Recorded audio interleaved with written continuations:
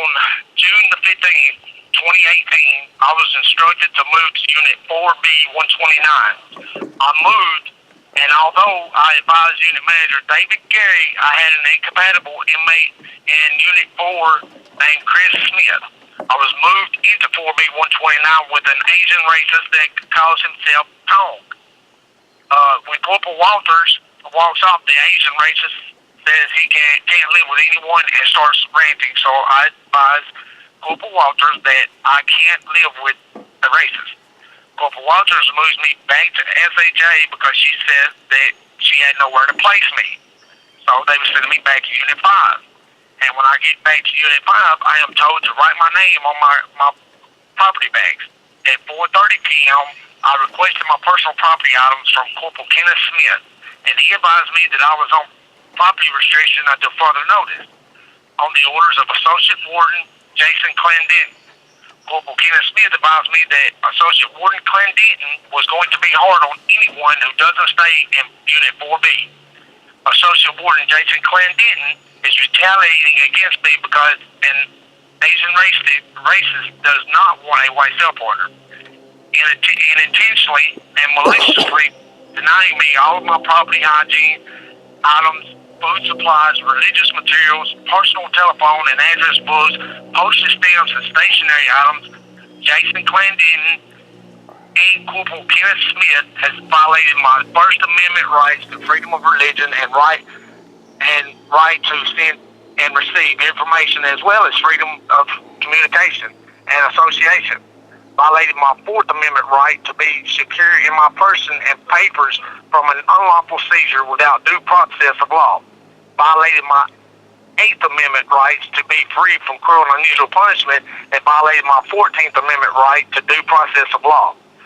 Specifically, Warden Clendenton is and has created an unhealthy and unsanitary, unsafe environment by denying me hygiene items to bathe with, and he is intentionally preventing me from communicating to a law enforcement officer or a judge of the United States information retaliation to the commission of a federal offense.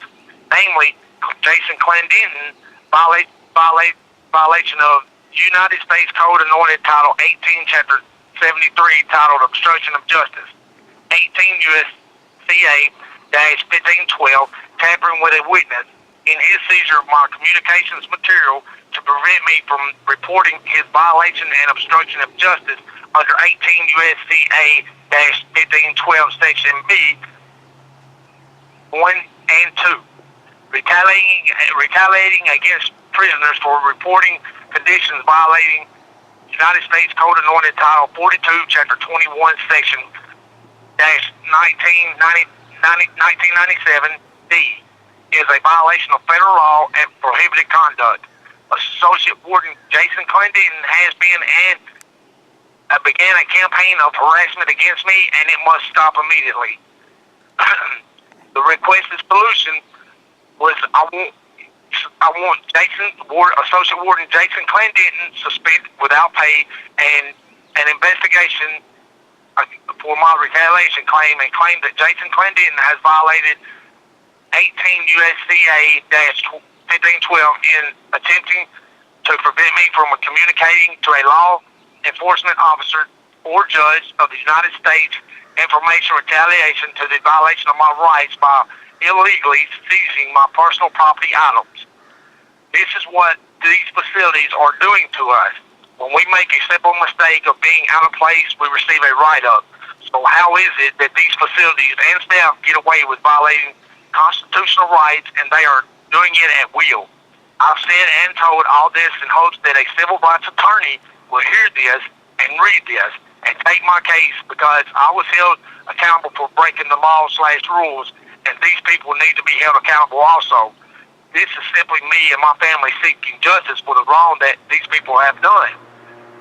These wardens can do stuff behind people's back that TDOC doesn't know about.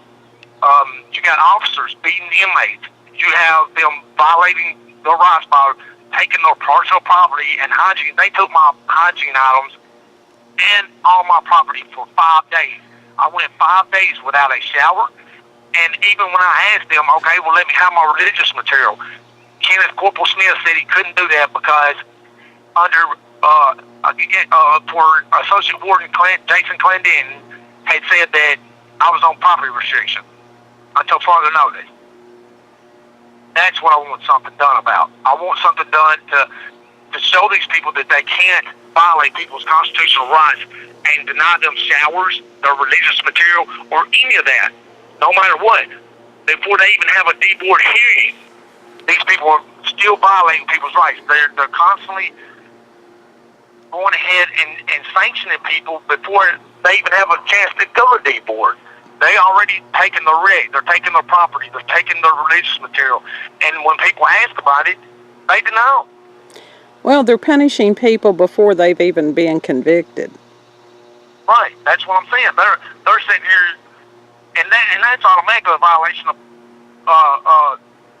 due process of law. Right. Because we're supposed to be innocent of proven guilty, even in a court of law. Yeah, but that's not how it works. These people are taking it upon themselves to say, you know what, we can go ahead and send him to the hole, or we're going to go ahead and take his property until further notice. I mean, for 5 days straight, I went without a shower, I went without any writing material or anything. Well, you know, it's one of those things that, I was naive enough to believe that we really had a justice system until we went through this. Well, I mean, these people were not, Jason Clendenton, the unit manager, David Gary, Corporal Kenneth Smith, they're not the only ones. He's not the only ones involved in this. Right. On Monday, 6/18/2018 at 6:43 a.m., I asked Corporal Battles if I could have my property. I haven't had no hygiene or anything since Friday. Corporal Battles then said, he would go check on it. At 6:54 a.m., Corporal Battles came to my door and said, they have you on computer being on property restriction for refusing cell assignment. I explained to him what all happened. Corporal Battles then told me he would talk to Unit Manager Gary about it when he gets here. I don't know who Gary is. I guess as the unit manager, I always heard people call him Unit Manager Lobo. Just found out Gary is Gary Lobo, unit manager. That was the unit manager. And then on Monday, 6/18, 11:35 a.m., went to D-board and sat in a room and nothing was done. Then I seen unit manager David Gary and I asked him what's going on with my property. He stated I was the one who refused cell assignment.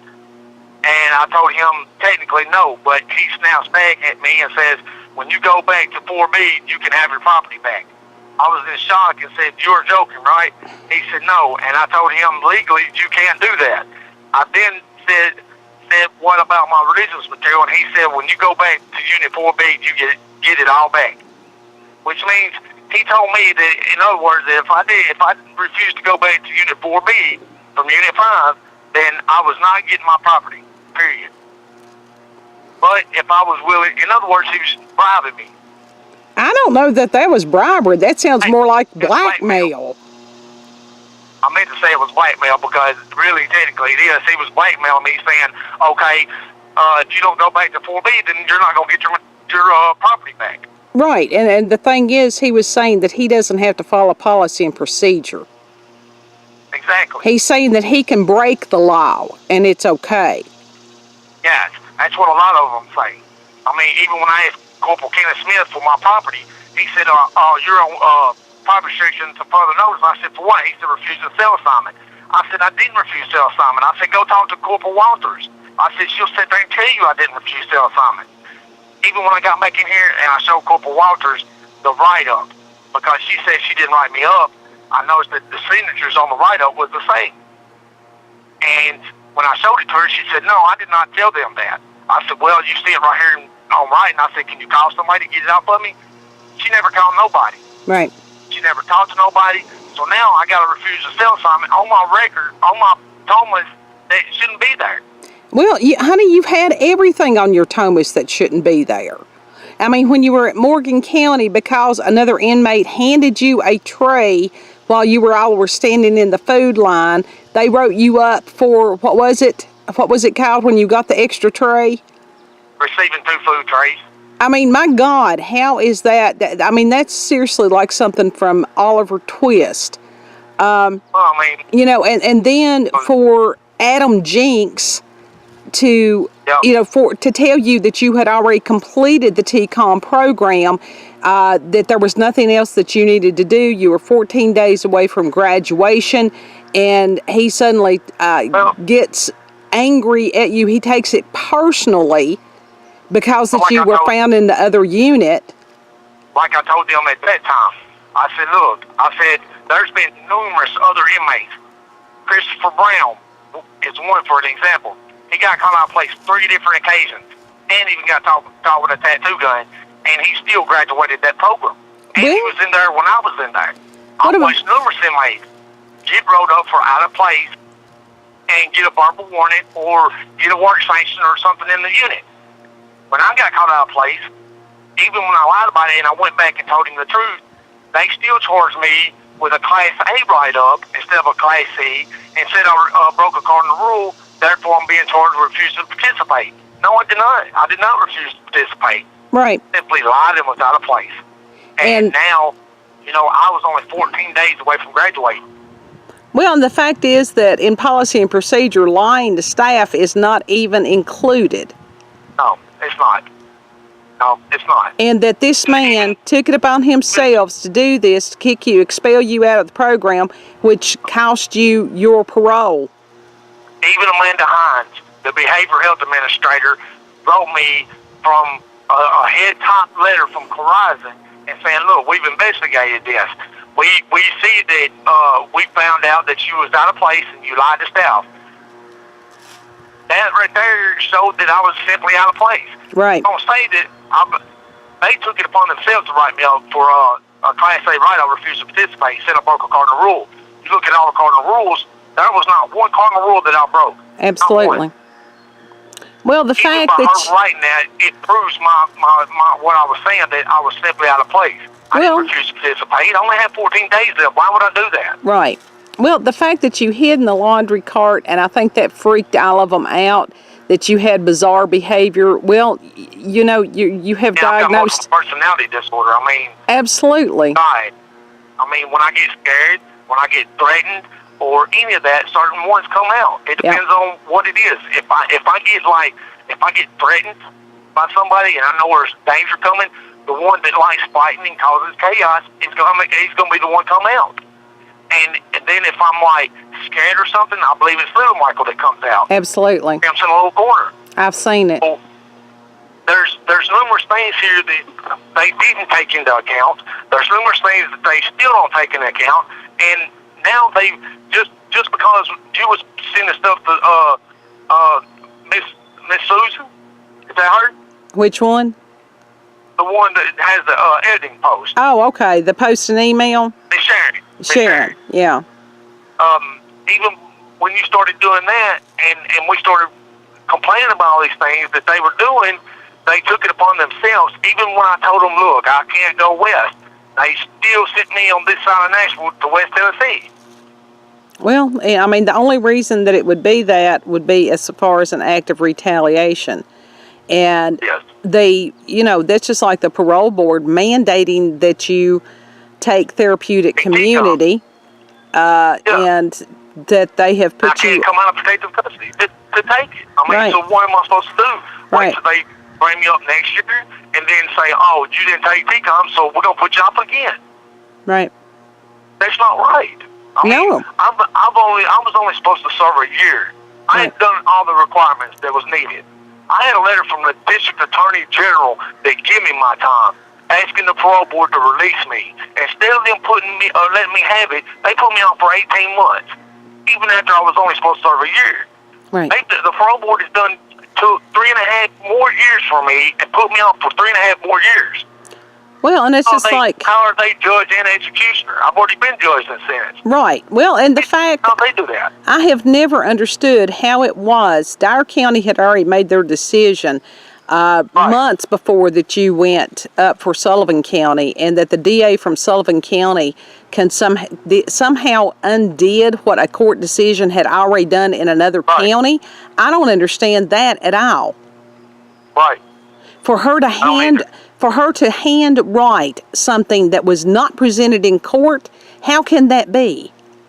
I still got all that up there in the cell. I got it in my manila folders. Every two-way, every grievance, every request, everything I ever write, I keep copy of. Right. And you know, I've showed people, you know, this judgment from Dyer County and Sullivan County. You know, that should have never been. No. Even when we paid Rick Spivey, he paid him $5,000 to represent us. Yep. And even with that, he didn't stand up and fight. He didn't stand in the court and say, hey, my client has a, you know, mental illness, and we believe this is the main reason. And we need to do something other than sending him or locking him up or sending him to prison. Well, he stood right there when the judge asked if you were on any kind of psychiatric medications, and one of you said no, and you had been on medications at that point for well over a year. Well, the only thing that I really remember Rick Spivey saying was that, Your Honor, let it be known now that we don't know when he's getting released. That's going to be up to Dyer County. They not once said in court that they was going to be placing a hold on me. Right. Because I figured, I said, okay, well, they're doing this, so when I get back to Dyer County's going to give me my time served and let me go home. Well, come to find out, they took me to court and they was going to give it to me, but they said they couldn't because Sullivan County had placed a hold on me. Right. So why wasn't any of this brought up in court? Right. Well, the whole point was that you were only supposed to serve, even of the 10-year sentence, it was a matter of 35% was what you agreed to. All right, that's 3 years and 5 months. That's, I mean, you've been incarcerated since 2014, September 9th. I'll have 4 calendars done, 4 years straight time done, September the 9th. Yeah. Where I was only supposed to serve 1 year. Right. So how, I mean, they wonder why the prison systems are overcrowded and overpopulated. Well, that's one example of it. Well, that's just like as far as contacting ACLU about this stuff, that's a joke. That they're wanting inmates to fill out an online form. Now, how are y'all supposed to do that when you don't have access to a computer? No, we don't. The Southern Poverty Law Center, that's another joke. All they're interested in is promoting their own agenda. And because that you know, you're not one of these specialty groups of the moment, right? They don't care. I can't tell you how many attorneys I have contacted over the years, and they don't want to deal with it. But most of them, it's because that you're in the state of Tennessee, and they're in the state of Tennessee. They're afraid, apparently, that it's going to hurt their business. Right. The ones from out of state, you know, that would be trying to charge somebody to represent you and the travel expenses and all that stuff. Well, I sit back and I watch a lot of these people that's in here, like, I watch these child molesters and people that's got homicide cases and all that. They're already going home. I've got theft charges. I've got non-violent crimes on my record. And I've did 4 calendars. And you've never had a drug charge? You've seen it. Huh? You've never had a drug charge? Never. Not once. All my charges are petty theft charges, burglaries. Which was related to the mental illness. Right. And, you know, they'll come in, as far as my therapy, they'll come in and ask me, you know, how you doing, what you're feeling, how's your medication working, what can we do to help you, and that's it. But also the fact that the lady, when you were in crisis, when you were in the cell with the man that possibly has schizophrenia, you had sent how many messages for somebody from mental health to come and get you within that 2-week time? I sent 2 or 3 out, but I also told the officers, I said, look, I need to talk to mental health. I'm going crazy in here. I need to talk to somebody. One sergeant, I had 2-way in the door and a request form, and I had him in the door, and I asked him to pick him up for me and call.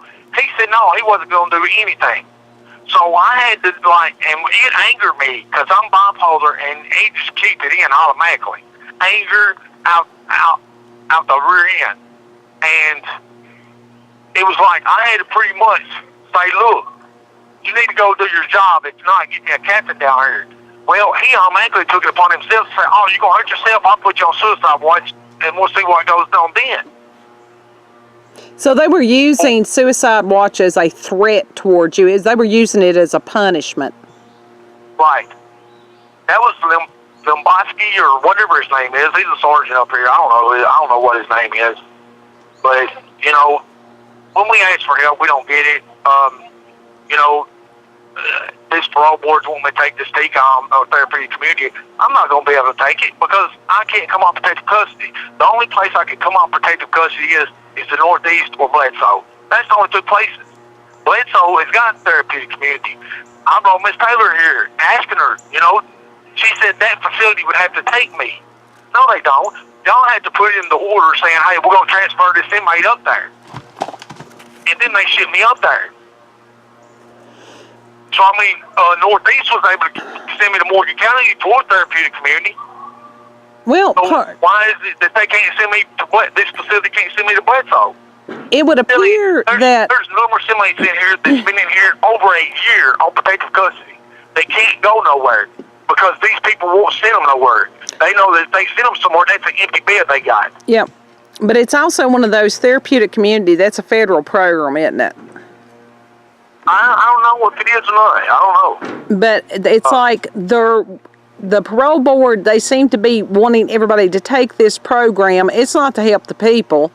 So there's got to be monies coming in somehow from that. But there's not enough facilities. $5,000 per phase in therapeutic community, and there's 3 phases. So in other words, if one inmate goes in there for 9 to 12 months, which is the length of the program, then if they graduate, then these people get $15,000. Right. So you figure that if there's 30 or 40 inmates that's in this program, which it was at Morgan County, then you think how much money these people are making. Well, and the fact it's all a money thing. It's not to help the inmates. My last 3 months of therapeutic community, I didn't even have class. When Adam G's come there, I didn't even have class, not once. Well, plus the fact they had already made their $15,000 on you, then he kicked you out of the program so they could make $15,000 more. Sure. So I don't know. I mean, something needs to be done. I'm just hoping that a civil rights attorney or some kind of attorney will come and talk with you or me, either by phone or Skype or something. I ain't got Skype here. The only person I call is the people that's on my phone list, which is you.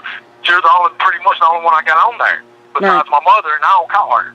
Right. So it would have to be them contacting you and you letting me know what's going on. So I'm just praying that somebody comes and helps us, because I've got the proof right here. I've got the proof on. They can rewind the cameras here to see that, look, these people did not give me no property. They violated my constitutional rights. My religious material was denied. Everything was denied. So I want to take a suit out on them. I want to sue these people for what the wrong they've done to us. Now I got a question. Our families also. The one attorney group that I contacted, and they were out of Nashville, and they had this big web page about how that they fought for inmate rights and everything like that. And when I talked to the gentleman, he said that they don't do that anymore. And I asked him why, and he said, not enough clients, which we know that that's not right. Why do you think that they chose to stop representing inmates? Well, I think that a lot of attorneys are scared to take on these cases because TDOC does have money, and they can hire these big-time, high-paid lawyers that fights for them. What about us? Somebody come and fight for us for a change. You know, these facilities are going to keep doing people wrong and violating their rights until somebody stands up and says, you know what, enough's enough. Let an attorney be brave enough to come and take these people home, because these people are in the wrong. Yeah. And I mean, there's numerous other inmates that's got proof that these people are doing wrong. I mean, where's our justice? Get somebody to come and fight for us and speak out for us. Right. You know, we can only do so much. You know, we can write down dates, times, file grievances, whatever, but that's all we can do because these people, even when you file grievances, I've done filed 3 since I've been here, and I only got one of them back. The first one You have 1 minute remaining. The first one I filed was on my mental health status because these people wasn't doing nothing. The second one was for this, what was the second one for? I don't remember. But this last one I filed was over these people violating my rights. The only one I heard back from was the one that I filed, that was, I'll get it, I got it up there too. Okay. But that was the only one they responded to. They didn't respond to the one about my mental health, and they still haven't responded to this one from the 18th of last month. Are you going to call me back? Yes, I'm going to call you back. All right. All right.